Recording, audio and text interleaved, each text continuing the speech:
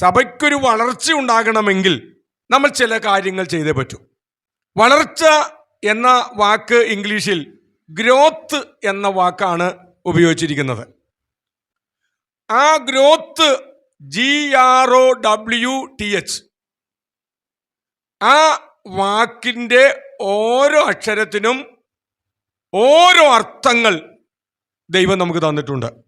നമ്മൾ ഇന്ന് അതിനെക്കുറിച്ചാണ് ചിന്തിക്കാൻ പോകുന്നത്. ആദ്യത്തെ അക്ഷരം എന്താണ്? ജി എന്ന അക്ഷരമാണ്. ഇത് എന്തിനെ കാണിക്കുന്നു? Go into the world. നമുക്കൊരു വാക്യം നമുക്ക് വായിക്കാം. മർക്കോസിന്റെ സുവിശേഷം 16-ാം അധ്യായം 15-ാമത്തെ വാക്യം നമുക്ക് വായിക്കാം. കർത്താവായ യേശുക്രിസ്തു തന്റെ ശിഷ്യന്മാരോട് എന്താ പറഞ്ഞത്? നിങ്ങൾ ഭൂലോകത്തിലൊക്കെയും സകല രാജ്യങ്ങളിലേക്കും പോകുക. Go into the world. സകല രാജ്യങ്ങളിലേക്കും, സകല ജാതികളുടെ ഇടയിലേക്ക്, സകല കുടുംബങ്ങളുടെ അരികിലേക്ക്, മനുഷ്യരെവിടെയെല്ലാം ഉണ്ടോ അവിടേക്കെല്ലാം നിങ്ങൾ പോകണം. ഇതാണ് യേശുക്രിസ്തു പഠിപ്പിച്ചത്. Go into the world, preach the gospel to all creation. നിങ്ങൾ സകല ജാതികളുടെ ഇടയിലേക്ക് പോയി യേശുവിന്റെ സുവിശേഷം അവരോട് പ്രസംഗിക്കണം. പോയി പ്രസംഗിക്കണം. ഇന്ന് നമ്മൾ ദൈവത്തിന്റെ സന്നിധിയിൽ സത്യത്തിലും ആത്മാവിലും ആരാധിച്ചു കൊണ്ടിരിക്കുമ്പോൾ ഒരു കാര്യം ഓർക്കണം. നമ്മുടെ വീട്ടിലേക്ക്, നമ്മുടെ അരികിലേക്ക് ചില ദൈവദാസന്മാർ വന്നതുകൊണ്ടാണ്, സുവിശേഷം പറഞ്ഞതുകൊണ്ടാണ് ഇന്ന് നമ്മൾ ഇവിടെ ഇരിക്കുന്നത്. ശരിയല്ലേ? ആരും വന്നില്ലെങ്കിലോ, ആരും ഒരു ട്രാക്റ്റും തരാൻ വേണ്ടി നമ്മുടെ വീട്ടിലേക്ക് വന്നില്ല, നമ്മൾ ഇന്നും ജാതികളായിട്ട് തന്നെ ഇരുന്നേനെ. പക്ഷെ കൃപയാൽ ദൈവത്തിന്റെ കൽപ്പന അനുസരിച്ചുകൊണ്ട് ചില ദൈവദാസന്മാർ നമ്മുടെ ഭവനങ്ങളിലേക്ക്, അവർ നിന്ദകളും പരിഹാസങ്ങളും എല്ലാം അനുഭവിച്ചുകൊണ്ട് നമ്മുടെ അരികിലേക്ക്, നമ്മുടെ വീട്ടിലേക്ക് അവർ വന്നു. സുവിശേഷം പറഞ്ഞു, നമ്മൾ തർക്കുത്തരം പറഞ്ഞു, നമ്മൾ ചിലപ്പോൾ ഒരു ആട്ടി ഓടിച്ചിട്ടുണ്ടായിരിക്കാം, വീണ്ടും വീണ്ടും വന്നു സുവിശേഷം പറഞ്ഞു. അങ്ങനെ നമ്മൾ രക്ഷിക്കപ്പെട്ടു. നിങ്ങൾ പോകണം. സഭ വളരണമെങ്കിൽ ദൈവത്തിന്റെ ജനമേ, ദൈവത്തിന്റെ മക്കളെ, സുവിശേഷവുമായിട്ട് മനുഷ്യരുടെ അരികിലേക്ക് നമ്മൾ പോകാൻ തയ്യാറാകണം. എവിടെയെല്ലാം മനുഷ്യരുണ്ടോ അവിടെയെല്ലാം നമുക്ക് പോകാം. ചില ആളുകൾ പോകും, ക്രൈസ്തവരുടെ അടുക്കലേക്ക് മാത്രമേ അവർ പോവുള്ളൂ. അത് ശരിയല്ല. അവരുടെ അടുക്കലേക്കും പോകണം, മറ്റാൾക്കാരുടെ അടുക്കലേക്കും പോയി സുവിശേഷം പറയണം. സുവിശേഷം പറയണം. യേശുക്രിസ്തുവിന്റെ ശിഷ്യന്മാർ, അപ്പോസ്തലന്മാരെല്ലാം പോയി. യേശു പറഞ്ഞ വാക്കവരനുസരിച്ച് പോയി. അതുകൊണ്ട് പോയ സ്ഥലങ്ങളിലെല്ലാം എന്തുണ്ടായി? കർത്താവിന്റെ സഭകൾ ഉണ്ടാകുവാനിടയായി. ഇവിടെ നമ്മുടെ ഇന്ത്യയിൽ സെന്റ് തോമസ് വന്നെന്നാണ് പറയുന്നത്. വന്നെന്നും വന്നില്ലെന്നും പറയുന്നുണ്ട്. എന്തു ആയിക്കൊള്ളട്ടെ, ഇവിടെ ആരൊക്കെയോ വന്നു, സുവിശേഷം പറഞ്ഞു. അത് പറഞ്ഞതിന്റെ ഫലമാണ് ഇന്നിവിടെ ക്രിസ്തീയ സഭകൾ ഇവിടെ ഉണ്ടായിരിക്കുന്നത്. പ്രിയപ്പെട്ടവരെ, എന്നാൽ ഇന്ന് സഭയുടെ കർത്താവ് പറഞ്ഞ രീതിയെ മാറ്റിയിട്ട് വേറൊരു വശത്തിലേക്ക് സഭ വരികയാണ്. പോകാൻ തയ്യാറല്ല. അവർക്ക് മനുഷ്യരുടെ അടിയിൽ വെയിലും മഴയും കൊണ്ട് അവരോട് സംവദിക്കുവാൻ ഇന്ന് കൂടുതൽ ആൾക്കാർക്ക് താല്പര്യമില്ലാത്തതുകൊണ്ട് സഭ ഒരു പുതിയ രീതി കൊണ്ടുവന്നു. ഞങ്ങളൊരു ഓഡിറ്റോറിയം എടുത്തു വച്ചിട്ടുണ്ട്. അവിടെ ഇഷ്ടം പോലെ സീറ്റുകളുണ്ട്, നല്ല സ്റ്റേജുണ്ട്, പാട്ടുകാരുണ്ട്, സംഗീത സംവിധാനങ്ങളുണ്ട്. അതുകൊണ്ട് നിനക്ക് രക്ഷിക്കപ്പെടണോ, നീ ഇവിടെ വന്ന് കേട്ടോ. ഈ ഓഡിറ്റോറിയത്തിൽ വന്ന സീറ്റിലിരുന്ന് കേട്ടോ. കൺവെൻഷനുകൾ, അതെല്ലാം സുവിശേഷ വേലയുടെ വളർച്ചയ്ക്ക് വേണ്ടി അതെല്ലാം ചെയ്യണം, അതെല്ലാം ആവശ്യമാണ്. പക്ഷെ അതിനേക്കാളെല്ലാം അപ്പുറമായി നിൽക്കുന്ന സഭ വളരുന്ന ഒരവസ്ഥയിലേക്ക് എത്തണമെങ്കിൽ സഭയിലെ ദൈവദാസനും കുടുംബവും സഭയിലെ വിശ്വാസികളും എന്ത് ചെയ്യണം? പോകാൻ തയ്യാറാകണം. നമ്മുടെ അയൽപക്കങ്ങളിലുള്ള വീടുകളിലേക്ക് നമ്മൾ ചെല്ലണം. അവരുടെ സ്നേഹത്തോടെ സുവിശേഷം പറയണം. നമ്മുടെ ബന്ധുക്കളുടെ അരികിലേക്ക് നമ്മൾ പോകണം. നമ്മുടെ സുഹൃത്തുക്കളുടെ അരികിലേക്ക് പോകണം. നമ്മൾ എവിടെ പോയാലും ഒരു 10 ട്രാക്റ്റ് നമ്മുടെ കയ്യിലുണ്ടായിരിക്കണം. നമ്മുടെ ഒരു ബാഗിൽ ഒരു 10 ട്രാക്റ്റ് എങ്കിലും നമ്മുടെ ഫോൺ നമ്പറൊക്കെ എഴുതി കയ്യിലുണ്ടായിരിക്കണം. നമുക്കൊന്നും പറയാൻ പറ്റുന്നില്ലെങ്കിലും ആ വ്യക്തിയുമായിട്ട് പിരിയുന്ന സമയത്ത് സമയമുള്ളപ്പോൾ സഹോദര സഹോദരി ഈ ട്രാക്റ്റ് ഒന്ന് വായിക്കൂ. അതൊരു സുവിശേഷ പ്രവർത്തനമാണ്. നമ്മളെല്ലാവരും സുവിശേഷകരാണ്. പാസ്റ്റർ മാത്രം ജോലിയല്ല, നമ്മുടെ എല്ലാവരുടെ ജോലിയാണ്. നമ്മൾ സുവിശേഷം പറയണം. ഒരാത്മാവ്, ഒരാൾ നമ്മുടെ മുമ്പിൽ വരുമ്പോൾ നമ്മുടെ ആത്യന്തികമായ ലക്ഷ്യം അവനെ ക്രിസ്തുവിനെ കൊടുക്കണം എന്നുള്ളതായിരിക്കണം. ഏതു വിധേന ഒരു വാക്കിലെങ്കിലും ക്രിസ്തുവിനെ കുറിച്ച് നമ്മോട് പറയണം. അതവന്റെ മനസ്സിൽ കിടക്കട്ടെ. ആ കിടക്കുന്ന വചനം പതുക്കെ പതുക്കെ അത് വളരാൻ തുടങ്ങും. ഇന്നല്ലെങ്കിൽ നാളെ അവൻ രക്ഷിക്കപ്പെടുവാനും ഏതെങ്കിലും സഭയിൽ എത്തിച്ചേരുവാൻ കർത്താവ് ഇടയാക്കും. അതുകൊണ്ട് പ്രിയപ്പെട്ടവരെ, സഭ വളരണമെങ്കിൽ സഭാവിശ്വാസികൾ പോയി സുവിശേഷം പറയാൻ തയ്യാറാകണം. ഇതാണ് ജി എന്ന വാക്കിന്റെ അർത്ഥം. രണ്ടാമത്തെ വാക്ക് ആറാണ്. ഗ്രോത്തിന്റെ രണ്ടാമത്തെ വാക്ക് ആർ. നമുക്കൊരു വാക്യം വായിക്കാം. യോഹന്നാന്റെ സുവിശേഷം 13:34-35 വാക്യങ്ങൾ നമുക്ക് വായിക്കാം. ആറെന്ന വാക്ക് കാണിക്കുന്നത് റീച്ച് ഔട്ട് ഇൻ ലവ്. സഭ വളരണമെങ്കിൽ സഭയിലുള്ള ആളുകൾ തമ്മിൽ എങ്ങനെയായിരിക്കണം? അന്യോന്യം സ്നേഹിക്കുന്നവരായിരിക്കണം. യേശു എന്താ പഠിപ്പിച്ചത്? ദൈവത്തെ നിങ്ങൾ പൂർണ്ണ ഹൃദയത്തോട് പൂർണ്ണ മനസ്സോടും കൂടെ സ്നേഹിക്കണം.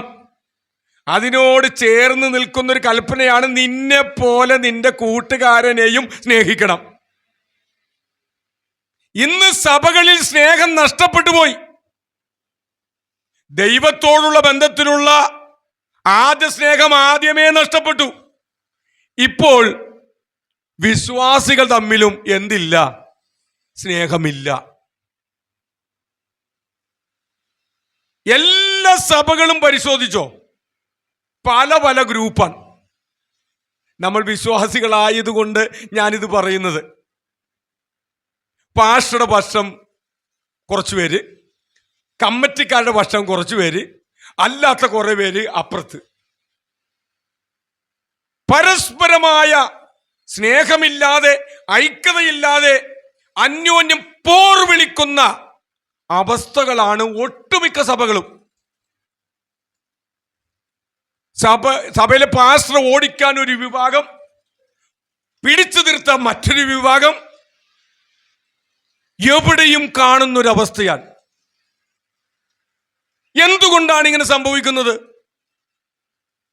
സ്നേഹം നഷ്ടപ്പെട്ടു പോയി. സ്നേഹിക്കാൻ കഴിയുന്നില്ല. കർത്താവിന്റെ സന്നിധിയിൽ കർത്താവ് എന്താ പഠിപ്പിച്ചത്? നിങ്ങൾക്ക് തമ്മിൽ തമ്മിൽ സ്നേഹമുണ്ടെങ്കിൽ നിങ്ങൾ എൻ്റെ ശിഷ്യന്മാരെന്ന് ലോകമറിയുന്നു. നമ്മൾ അന്യഭാഷ പറഞ്ഞാൽ നമ്മൾ ക്രിസ്തുവിന്റെ ശിഷ്യന്മാരെന്ന് ലോകമറിയുന്നു യേശു പറഞ്ഞിട്ടില്ല. നിങ്ങൾക്ക് എന്തു വേണം? തമ്മിൽ തമ്മിൽ ആഴമേറിയ നിഷ്കളങ്കമായ സ്നേഹം വേണം. യേശു അതാണ് പഠിപ്പിച്ചത്. ആഴമേറിയൊരു സ്നേഹത്തിന്റെ ഉടമകളായി മാറുക. യേശു നമ്മെ സ്നേഹിച്ച സ്നേഹത്തെക്കുറിച്ച്, കാൽവരി കുരിശിൽ ആ സ്നേഹത്തെക്കുറിച്ച് നമ്മൾ ധ്യാനിച്ചു കഴിഞ്ഞാൽ നമുക്ക് ദൈവത്തെ മറക്കാൻ പറ്റോ? മറ്റുള്ളവരെ വെറുക്കാൻ പറ്റോ? മറ്റുള്ളവരെ തകർക്കുന്ന പദ്ധതിയിലേക്ക് പോകാൻ പറ്റുമോ? ഭിന്നത ഭവിക്കാൻ പറ്റുമോ? ഒരിക്കലുമില്ല. അപ്പൊ സഭ വളരണമെങ്കിൽ സ്നേഹം കൊണ്ട് സഭയിലുള്ള വിശ്വാസികൾ വളരുന്നവരായിരിക്കണം.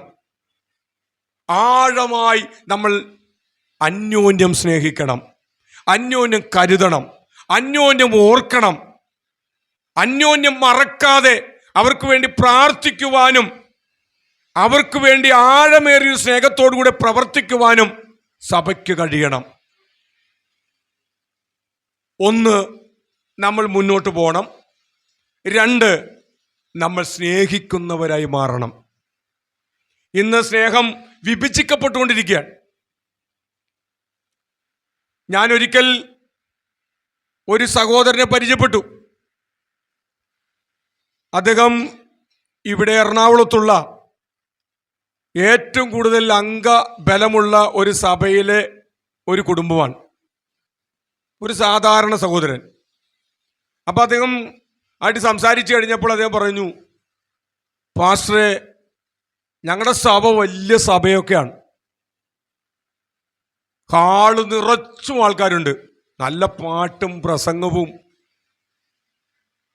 പ്രാർത്ഥന കഴിഞ്ഞു കഴിഞ്ഞാൽ നല്ല ഭക്ഷണമൊക്കെ ഉണ്ട്.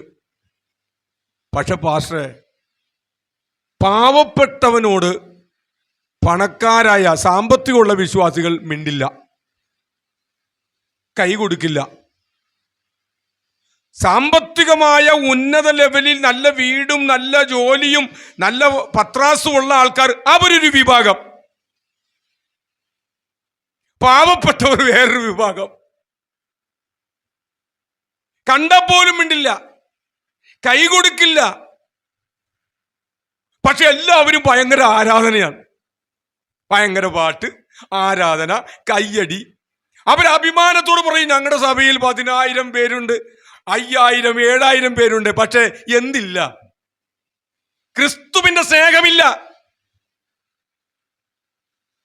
പ്രിയപ്പെട്ടവരെ, നമുക്ക് 5,000, 10,000 ഒന്നും ഇല്ലെങ്കിലും, നമ്മൾ വിരലിൽ എണ്ണാവുന്ന ആളുകൾ മാത്രമാണുള്ളതെങ്കിലും, നമ്മൾ തമ്മിൽ ഒരു നിഷ്കളങ്കമായ ഒരാത്മാർത്ഥമായ സ്നേഹമുണ്ടാകണം.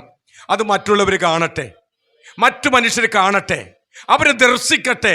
നമ്മളെ സ്നേഹം കാണുമ്പോൾ മറ്റുള്ളവർ പറയും, ഇവരാണ് യഥാർത്ഥത്തിൽ ക്രിസ്തുവിന്റെ ശിഷ്യന്മാരെന്ന് പറയും.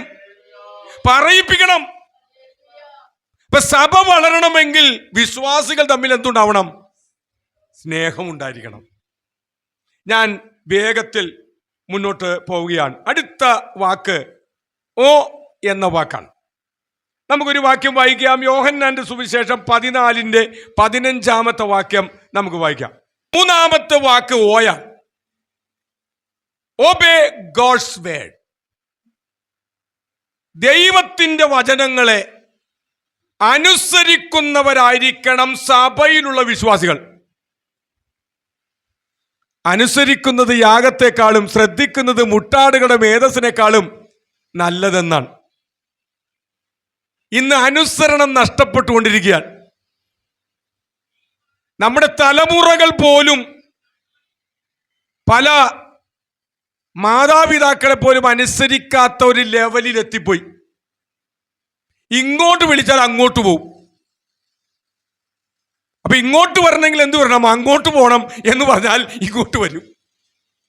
ജസ്റ്റ് ഓപ്പോസിറ്റ് ആയിട്ടാണ് കാര്യങ്ങൾ ചിന്തിക്കുന്നത്. അനുസരിക്കാൻ കഴിയുന്നില്ല. ഇന്ന് അനുസരണക്കേടിന്റെ ഒരു ആത്മാവ് വ്യാപരിച്ചുകൊണ്ടിരിക്കുകയാണ്. അത് സഭയ്ക്കുള്ളിലും കയറിക്കൊണ്ടിരിക്കുന്നു. വല്ലാത്തൊരു ദുസ്തുതിയിലേക്ക് സഭ പോയിക്കൊണ്ടിരിക്കുന്നു.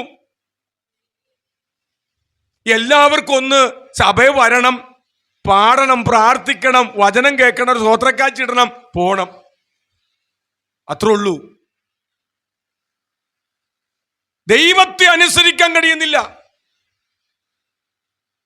പ്രിയപ്പെട്ടവരെ, സഭ വളരണമെങ്കിൽ, നമുക്കൊരു ആത്മിക വളർച്ച ഉണ്ടാകണമെങ്കിൽ ക്രിസ്തുവിനെ അനുസരിക്കുന്നവരായി നമ്മൾ മാറണം.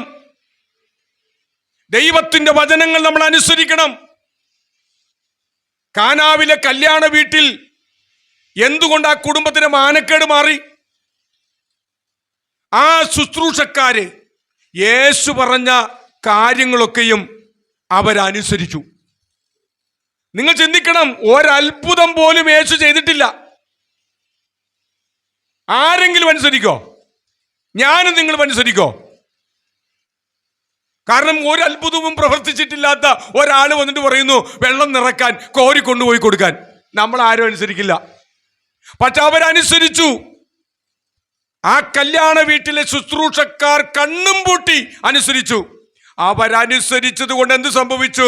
പച്ചവെള്ളം ആ പോകുന്ന ആ വഴിയാത്രയിൽ ആ വിരുന്നുവാഴിക്ക് കൊണ്ടുപോയി കൊടുത്ത സമയത്ത് പച്ചവെള്ളം വീഞ്ഞായി മാറി. അങ്ങനെങ്കിൽ പ്രിയപ്പെട്ടവരെ, ദൈവത്തിന്റെ വചനം അനുസരിച്ചുകൊണ്ട്, ദൈവത്തെ അനുസരിച്ചുകൊണ്ട്, ദൈവത്തിന്റെ വാക്കുകൾ അനുസരിച്ചുകൊണ്ട്, അവന്റെ ഉപദേശത്തെ അനുസരിച്ചുകൊണ്ട് ഞാനും നിങ്ങളും ആത്മാർത്ഥ ഹൃദയത്തോടെ കർത്താവിനെ പിന്തുടരുന്നുവെങ്കിൽ ഈ പകൽക്കാലം പറയട്ടെ, നമ്മുടെ ജീവിതത്തിലും നമ്മുടെ കുടുംബത്തിലും ദൈവത്തിന്റെ പ്രവൃത്തി വെളിപ്പെടും. അതുകൊണ്ട് സഭ വളരണമെങ്കിൽ എന്ത് ചെയ്യണം? അനുസരിക്കണം. ഓ എന്ന അക്ഷരം അതാണ് കാണിക്കുന്നത്. അടുത്ത വാക്ക് W ആണ്. ഒരു വാക്യം നമുക്ക് വായിക്കാം. യോഹന്നാന്റെ സുവിശേഷം 4:24 വാക്യം. W എന്ന വാക്ക് കാണിക്കുന്ന വർഷിപ്പിനാണ്. സഭ വളരണമെങ്കിൽ സഭയിലുള്ള ആളുകൾ ആരാധിക്കുന്നവരായിരിക്കണം. ആരാധിക്കുന്ന കാര്യത്തിൽ നമ്മൾ മടി കാണിക്കാൻ പാടില്ല. എങ്ങനെ ആരാധിക്കണം? സത്യത്തിലും ആത്മാവിലും.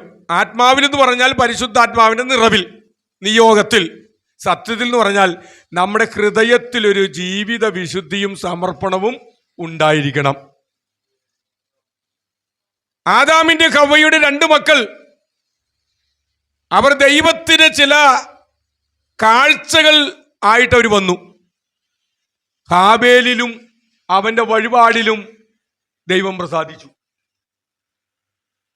അവന്റെ വഴിപാടിൽ പ്രസാദിക്കുന്നതിന് മുൻപ് അവനിൽ ദൈവം പ്രസാദിച്ചു. അതാണ് അവിടെ എഴുതിയിരിക്കുന്നത്. ഹാബേലിലും അവന്റെ വഴിപാടിലും ദൈവം പ്രസാദിച്ചു. അപ്പൊ ഹാബേല് ശരിയായിരുന്നു. ഹാബേല് നിഷ്കളങ്കനായിരുന്നു, ദൈവഭക്തനായിരുന്നു. അവൻ പാപത്തെ വെറുത്ത് നല്ല ജീവിതം നയിക്കുന്ന ഒരു മനുഷ്യനായിരുന്നു. അങ്ങനെയുള്ളവന്റെ യാഗത്തെ ദൈവം അങ്ങ് സ്വീകരിച്ചു. എന്നാൽ കയ്യിലും അവന്റെ വഴിപാടിലും ദൈവം പ്രസാദിച്ചില്ല. അപ്പോൾ ചിലര് പറയും ഹാബേല് കൊണ്ടുവന്നത് ഒരു ആട്ടിൻകുട്ടിയാണ്, രക്തം ചൊരിയാതെ വിമോചനമില്ലല്ലോ എന്നൊക്കെ പ്രമാണമില്ലേ, അപ്പൊ പ്രമാണപ്രകാരമാണ് അത് കൊണ്ടുവന്നത് എന്ന് പറഞ്ഞ് വ്യാഖ്യാനിക്കുന്നവരുണ്ട്. കയീൻ കൊണ്ടുവന്നത് ധാന്യശേഖരത്തിൽ നിന്നാണ്. പ്രിയപ്പെട്ടവരെ, ദൈവം ഒരു പ്രമാണവും അതുവരെ കൊടുത്തിരുന്നില്ല. ആട്ടിൻകുട്ടിയെ കൊണ്ടുവന്നാലും ധാന്യശേഖരത്തിൽ നിന്ന് കൊണ്ടുവന്നാലും രണ്ടിലും ദൈവം പ്രസാദിച്ചേനെ. പക്ഷേ കൊണ്ടുവരുന്നവന്റെ ജീവിതത്തെയും ഹൃദയത്തെയും ദൈവം പരിശോധിക്കും. ഇന്ന് പകൽക്കാലം കർത്താവിന്റെ സന്നിധിയിലായിരിക്കുന്ന പ്രിയപ്പെട്ടവരെ, നാം ദൈവത്തെ സ്തുതിക്കുമ്പോൾ, പാടി മഹത്വപ്പെടുത്തുമ്പോൾ, അന്യഭാഷകളിൽ ആരാധിക്കുമ്പോൾ, അവനെ കൈയുയർത്തി സ്തോത്രം ചെയ്യുമ്പോൾ നമ്മുടെ ഹൃദയത്തിലേക്ക് ദൈവം ഒന്ന് നോക്കും. ഹൃദയത്തിൽ സത്യമുണ്ടോ? ഹൃദയത്തിൽ നിഷ്കളങ്കതയുണ്ടോ? ജീവിതത്തിൽ വിശുദ്ധിയുണ്ടോ എന്ന് ദൈവം ഒരു തുറന്ന പുസ്തകം പോലെ എന്നെ നിങ്ങളെ നോക്കും. ഒരു ഉദാഹരണം പറഞ്ഞാൽ, ഞാൻ ആരാധിക്കുന്നു, അന്യഭാഷ പറയുന്നു, കൈയടിക്കുന്നു, പക്ഷേ ദൈവന്റെ ഹൃദയത്തിലേക്ക് നോക്കുമ്പോൾ ഞാൻ ആള് ശരിയല്ല. ദൈവം എൻ്റെ ഒരു സ്തോത്രവും സ്വീകരിക്കില്ല. കാരണം എൻ്റെ ജീവിതവും എൻ്റെ ഹൃദയവും ശരിയല്ലെങ്കിൽ ഒരു സ്തോത്രവും ദൈവത്തിന് വേണ്ട. ആകയാൽ പ്രിയപ്പെട്ടവരെ, ആദ്യം നമ്മുടെ ഉള്ളം ശരിയാകണം. അതാണ് സത്യത്തിലും ആത്മാവിലും ആരാധിക്കണമെന്ന് ശമര്യക്കാരി സ്ത്രീയോട് ക്രിസ്തു പറഞ്ഞത്. ശരിയായ ആരാധന, ബുദ്ധിയുള്ള ആരാധന, നിഷ്കളങ്കമായൊരു ആരാധന. അങ്ങനെ ദൈവസന്നിധിയിൽ ശരിയായ നിലയിൽ വർഷിപ്പ് ചെയ്തവർ അവർ വിടുതൽ കണ്ടിട്ടുണ്ട്, അവർ അത്ഭുതം കണ്ടിട്ടുണ്ട്, അവിടെ ദൈവം ഇറങ്ങി വന്നിട്ടുണ്ട്, ദൈവത്തിന്റെ പ്രവൃത്തി അവിടെ വെളിപ്പെട്ടിട്ടുണ്ട്. പഴയ നിയമത്തിൽ പുതിയ നിയമത്തിൽ നമുക്കത് കാണാൻ പറ്റും.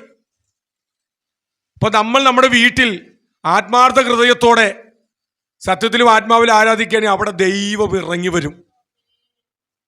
നമ്മുടെ വീട്ടിലിറങ്ങി വരും, നമ്മുടെ സഭയിൽ ഇറങ്ങി വരും, നമ്മുടെ ജീവിതത്തിൽ ഇറങ്ങി വരും. അപ്പൊ സഭ വളരണമെങ്കിൽ ആരാധന ശരിയായിരിക്കണം. ശരിയായ ആരാധന വെളിപ്പെട്ടുകൊണ്ടേയിരിക്കണം. സ്തോത്രം. 2 കാര്യങ്ങൾ കൂടിയുണ്ട്, പെട്ടെന്ന് നമുക്ക് വായിച്ച് നമുക്ക് അവസാനിപ്പിക്കാം. 2 തിമോഥെയോസ് 4:2. 5-ാമത്തെ കാര്യം ടി എന്ന അക്ഷരമാണ് ഇവിടെ കാണിക്കുന്നത്. Teach the truth. സത്യവചനം സത്യമായിട്ട് തന്നെ പ്രസംഗിക്കണം, പഠിപ്പിക്കണം. തിമോഥെയോസിനോട് പൗലോസ് പറഞ്ഞു, സത്യവചനത്തെ യഥാർത്ഥമായി പ്രസംഗിച്ചുകൊണ്ട് ലജ്ജിപ്പാൻ സംഗതിയില്ലാത്ത വേലക്കാരനായി ദൈവത്തിന്റെ മുമ്പാകെ നിൽപ്പാൻ ശ്രമിക്കാം. ഇന്ന്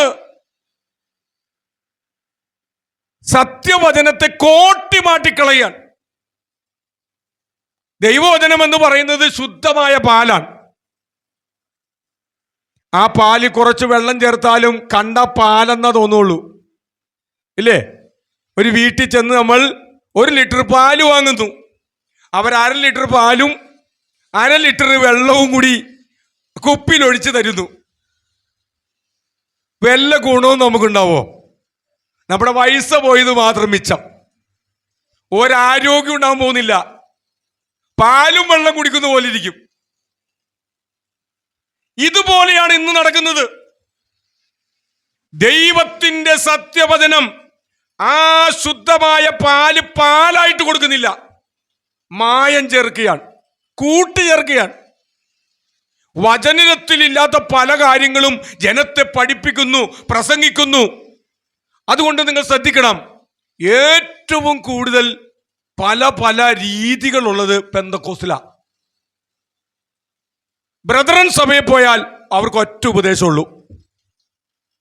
കത്തോലിക്ക് പോയാൽ ഒരൊറ്റ ഉപദേശമുള്ളൂ. ബാപ്റ്റിസ്റ്റ് പോയാൽ ഒരൊറ്റ ഉപദേശമുള്ളൂ. പെന്തക്കോസ്തിലോ പല രീതികളാണ്. അന്യഭാഷ വേണമെന്ന് പറയുന്നവരുണ്ട്. കുറെ സ്ഥലത്തിലുമ്പോ അതില്ലെങ്കിൽ കുഴപ്പമില്ല. പല ഉപദേശങ്ങൾ. അതായത് ദൈവവചനമാകുന്ന പാലിൽ കൂട്ടുചേർത്തു, സത്യം പഠിപ്പിക്കുന്നില്ല. അതുകൊണ്ടാണ് പൗലോസ് പറഞ്ഞത്, സഭ വളരണമെങ്കിൽ സത്യം പഠിപ്പിക്കണം, സത്യം ഉപദേശിക്കണം. സമയത്തിലും അസമയത്തിലും ഒരുങ്ങി നിന്നുകൊണ്ട് വചന സത്യങ്ങൾ ജനത്തെ പഠിപ്പിക്കണം. അവർ കേട്ടാലും കേട്ടില്ലെങ്കിലും അവരോട് പറയണം. ദീർഘക്ഷമയോടും ഉപദേശത്തോടും കൂടെ ശാസിക്കണം. ഇന്ന്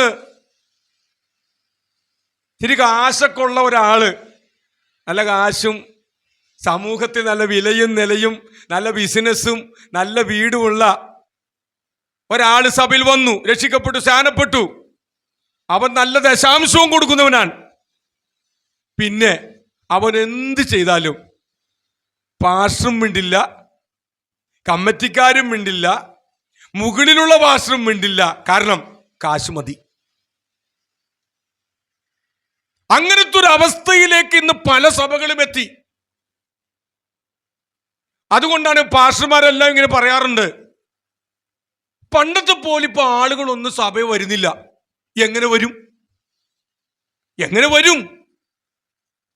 സഭയിൽ ആരെങ്കിലും വരണമെങ്കിൽ പരിശുദ്ധാത്മാവ് കൊണ്ടുവരണ്ടേ? നമുക്ക് ആർക്കെങ്കിലും കൊണ്ടുവരാൻ പറ്റുമോ? നമുക്ക് പറയാനേ പറ്റുള്ളൂ. സുവിശേഷം പറഞ്ഞ് ഇന്നടത്ത് പ്രാർത്ഥനയൊക്കെ ഉണ്ട്, പക്ഷെ ഇവനെ പിടിച്ച് കെട്ടിക്കൊണ്ടിരാൻ പറ്റുമോ? അത് പരിശുദ്ധാത്മാവിന് മാത്രമേ കഴിയുള്ളൂ. അതുകൊണ്ട് മുഖം നോക്കാതെ സ്നേഹിക്കേണ്ട സ്ഥലത്ത് നമ്മൾ സ്നേഹിക്കുകയും തർജ്ജനം ചെയ്യേണ്ടടുത്ത് ശാസിക്കേണ്ടടുത്ത് അങ്ങനെ തന്നെ ചെയ്യണം. വചന സത്യങ്ങൾ പ്രസംഗിക്കണം. അപ്പോഴാണ് സഭ വളരുകയുള്ളൂ. ഒറ്റ കാര്യം കൂടിയുണ്ട്, അവസാനത്തെ വാക്കാണ് യച്ച്. നമുക്കതിന് വാക്യം വായിക്കാം. ഗലാത്യ ലേഖനം 6:2 വാക്യം വായിച്ചേ. തമ്മിൽ ഭാരങ്ങളെ ചുമപ്പിൻ. അവസാനത്തെ അക്ഷരമാണ് യച്ച്. Help one another. സഭ വളരണമെങ്കിൽ അന്യോന്യം നമ്മൾ സഹായിക്കുന്ന മനുഷ്യരായിരിക്കണം. ഇവിടെ ഗലാത്യ ലേഖനത്തിൽ പൗലോസ് എന്താ പറഞ്ഞത്? തമ്മിൽ തമ്മിൽ ഭാരങ്ങളെ ചുമക്കുന്നവരായിരിക്കണം. എനിക്കൊരു ഭാരം വന്നിട്ടുണ്ടെങ്കിൽ അത് നിങ്ങളുടെ ഓരോരുത്തരുടെയും ഭാരമായിരിക്കണം. ദൈവമക്കൾക്കൊരു ഭാരമുണ്ടെങ്കിൽ അത് മറ്റുള്ളവരുടെയും പാസ്റ്ററുടെയും ഭാരമായിരിക്കണം. തമ്മിൽ തമ്മിൽ ഭാരങ്ങളെ ചുമക്കുമ്പോൾ നമ്മൾ സഹായിക്കുന്നവരായി മാറുകയാണ്. ഇല്ലേ? നമ്മളൊരു കെട്ട് വിറകെടുത്ത് നമുക്ക് തലയിൽ പൊക്കി വെക്കാൻ പറ്റുന്നില്ല. അപ്പൊ നമ്മൾ അടുത്ത് നിൽക്കുന്ന ഒരാൾ പറയും, ഒന്ന് താങ്ങി സഹായിക്കുമോ?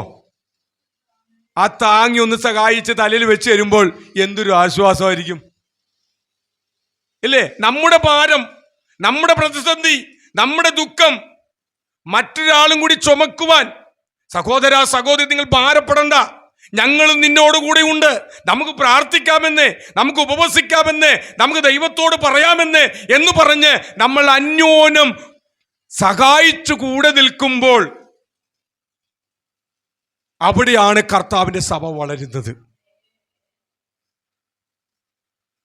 വിശ്വാസികളുടെ ഇടയിൽ ആരെങ്കിലും ഏതെങ്കിലും ഒരു മണ്ഡലത്തിൽ പ്രതിസന്ധിയിലൂടെ പോകുന്നു എന്ന് പറഞ്ഞാൽ നമ്മൾക്ക് കഴിയാവുന്ന സഹായം, നമുക്ക് കഴിയാവുന്നത് ചെയ്താൽ മതി. അത് ചെയ്യുവാനുള്ളൊരു കടപ്പാടും മനസ്സും സമർപ്പണവും നമുക്കുണ്ടായിരിക്കണം. അങ്ങനെ ചെയ്യുമ്പോൾ സ്വാഭാവികമായിട്ട് സഭ വളരാൻ തുടങ്ങും. ഞാനൊരു കാര്യം കൂടി പറഞ്ഞ് ഞാൻ അവസാനിപ്പിക്കാം. എനിക്കറിയാവുന്നൊരു സഭയുണ്ട്, എറണാകുളം ജില്ലയിലൊരു സഭയാണ്. ഒരുപാട് കുടുംബങ്ങളുള്ള സഭ, എല്ലാ സംവിധാനങ്ങളുള്ള സഭ. അവിടെയുള്ള പല വിശ്വാസികൾക്കും അനേക വീടുകളുണ്ട്. പല വീടുകൾ അടഞ്ഞു കിടക്കുകയാണ്. കുറെ വീടുകൾ വാടക കൊടുത്തിട്ടുണ്ട്. ഒരുപാട് സ്ഥലമുണ്ട്, ഒരുപാട് എല്ലാ കാര്യങ്ങളുണ്ട്. പക്ഷേ ഒരു സെന്റ് സ്ഥലം പോലും ഇല്ലാത്ത പല വിശ്വാസികളും, വാടക വീട്ടിൽ കഴിയുന്ന പല വിശ്വാസികളും അവിടെ ഇരിപ്പുണ്ട്. അവർക്ക് വേണ്ടി പാസ്റ്ററും വിശ്വാസികളും പ്രാർത്ഥനയോട് പ്രാർത്ഥനയാണ്. കർത്താവേ, ഇവന് 3 സെന്റ് സ്ഥലവും വീട് കൊടുക്കണമേ. ഏക്കർ കണക്കിന് സ്ഥലമുള്ള പണക്കാരനായ ആ വിശ്വാസിയും പ്രാർത്ഥിക്കുകയാണ്, കർത്താവേ കൊടുക്കണമേ. കർത്താവ് കൊടുക്കോ? അവിടെ തന്നെ അവരുടെ സ്ഥലത്തിന്റെ 1 ഏക്കർ ഉള്ളവൻ 10 സെന്റ് 3 പേർക്കായി വിഭജിച്ചു കൊടുത്താൽ ഗവൺമെന്റ് ലൈഫ് പദ്ധതിയിലൂടെ അവർക്ക് വീട് വെച്ചു കൊടുക്കും. സഹായിക്കുന്നവരില്ല. പാവപ്പെട്ടവനെന്നും പാവപ്പെട്ടവൻ, പണക്കാരനെന്നും പണക്കാരൻ. എങ്ങനെ സഭ വളരും? പ്രിയപ്പെട്ടവരെ, നമ്മൾ സഹായിക്കുന്നവരായിരിക്കണം, ഭാരങ്ങൾ ചുമക്കുന്നവരായിരിക്കണം. അങ്ങനെ ക്രിസ്തുവിന്റെ ന്യായപ്രമാണം നിവർത്തിക്കുന്നവരായിരിക്കണം. ക്രിസ്തുവിന്റെ ന്യായപ്രമാണം നിവർത്തിക്കുന്നത് മറ്റുള്ളവരുടെ ഭാരങ്ങളെ നമ്മുടെ ഭാരങ്ങളായി ഏറ്റെടുക്കുമ്പോഴാണ് ക്രിസ്തുവിന്റെ ന്യായപ്രമാണം അവിടെ നിവർത്തിക്കപ്പെടുന്നത്. കർത്താവിന്റെ സഭ വളരണമെങ്കിൽ ഒന്ന് പോകുവാൻ തയ്യാറാകണം, സ്നേഹിക്കുവാൻ തയ്യാറാകണം, ദൈവത്തെ പൂർണ്ണ ഹൃദയത്തോടെ അനുസരിക്കാൻ തയ്യാറാകണം, സത്യത്തിലും ആത്മാവിലും ദൈവത്തെ ആരാധിക്കാൻ തയ്യാറാകണം, സത്യവചനങ്ങളെ പ്രസംഗിക്കുന്നവരായിരിക്കണം, മറ്റുള്ളവരെ ഏതെങ്കിലും വിധത്തിൽ സഹായിക്കാൻ കഴിയുമെങ്കിൽ സഹായിക്കുന്നവരായിരിക്കണം. ഈ കാര്യങ്ങൾ ചെയ്താൽ സഭ വളരും, എവിടെയും വളരും. ഏത് മണ്ഡലത്തിലും എത്ര പ്രതികൂലമായ സാഹചര്യത്തിലും സഭ വളരാൻ തുടങ്ങും. നമ്മുടെ സഭയും വളരട്ടെ, എല്ലാ ക്രിസ്തു സഭകളും വളരട്ടെ. നമ്മുടെ സഭ മാത്രമല്ല, എല്ലാ ക്രിസ്തു സഭകളും വളരട്ടെ. എല്ലായിടത്തും ആത്മാക്കൾ വരട്ടെ, എല്ലായിടത്തും ആത്മാക്കൾ രക്ഷിക്കപ്പെട്ട് സ്ഥാനപ്പെട്ട് അവർ അനുഗ്രഹിക്കപ്പെടട്ടെ. ഞാൻ അങ്ങനെ ആഗ്രഹിക്കുന്ന ഒരാളാണ്, അങ്ങനെ പ്രാർത്ഥിക്കുന്ന ഒരാളാണ്. നമ്മുടെ സഭയിൽ മാത്രമല്ല, എല്ലാ സഭകളിലും ആൾക്കാർ വരണം. അപ്പോൾ അങ്ങനെ നിസ്വാർത്ഥ ഹൃദയത്തോടെ, നിർമ്മലമായ ഹൃദയത്തോടെ നമ്മൾ കാര്യങ്ങൾ കാണുമ്പോൾ, നമ്മൾ പ്രവർത്തിക്കുമ്പോൾ, നമ്മൾ പ്രാർത്ഥിക്കുമ്പോൾ നമുക്കും ആത്മാക്കളെ കർത്താവ് തന്നുകൊണ്ടിരിക്കും.